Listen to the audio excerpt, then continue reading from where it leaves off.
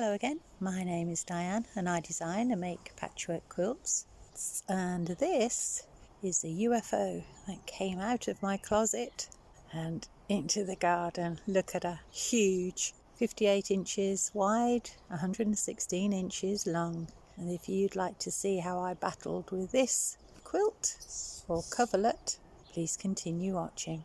I started making this in August last year, and the temperature in the UK, in the heart of England where I live, hit 40 degrees centigrade, so it went in a cupboard. And then when the temperature cooled down a little bit, I started making quilts for Christmas, so it's lived there ever since. I was going to make 2 of these covers. This one I've pieced together. The other one, I've got all of the squares sewn into blocks of 4, and I was going to make 2 identical ones, one to go on the back of each of the sofas. But now I'm thinking I'm just going to make one huge one, and that will fit across the back, across the seats, and they're reclining sofas, and so they'll go up where the feet area is as well. So that's my plan, and it's only going to be a coverlet, so 2 layers, and I'll show you that process. So I'm happy with the width, and then if it was twice the length I'd be able to tuck it on the back of the sofa, because it is uncomfortable to sit on a leather sofa when it gets hot and sticky. And if it's only 2 layers, then I'll be able to pop it in and out of the washing machine and it will dry quickly. And this is the pile of the other squares, the log cabin, so I've sewn them in the 4s. So it's just a matter of attaching these sets together and lengthening it. Nothing tricky there. Okay, get on with that. Well, I've basted this now, a bit of a battle because it's quite large. My idea is to baste and quilt the 2 halves separately and then join them. And all I'm doing to quilt it is to run a stitch all the way down between each seam. It's quite heavy work already, but I'll show you what that looks like as we go. Well, I'm in unknown territory now. I'm basically making it up as I go along. So far, I've sewn both flimsies to a back, and I've just put this row of running stitch, size 4, that's the largest stitch I can get on my machine, all in one direction. So I've done that to both of the coverlets.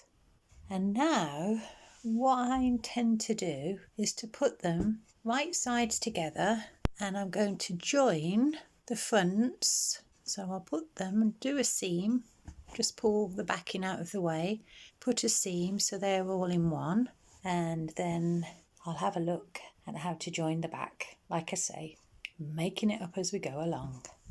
It's going to be a tough life for this quilt, this cover, so I'm going to have to sew it quite robustly. Oh my goodness, it is so heavy. I'm using clips to hold it together to make sure that the seams don't pop. I could have put stay stitches in really, but I haven't. We'll see what happens. So now I'm going to attach front and back and then see what happens. Oh dear. Well, the front pieces are joined and there's been no popping of seams, none of that nonsense. And I've managed to nest seams, so the 2 covers now are one piece on the front. Now I need to figure out the back.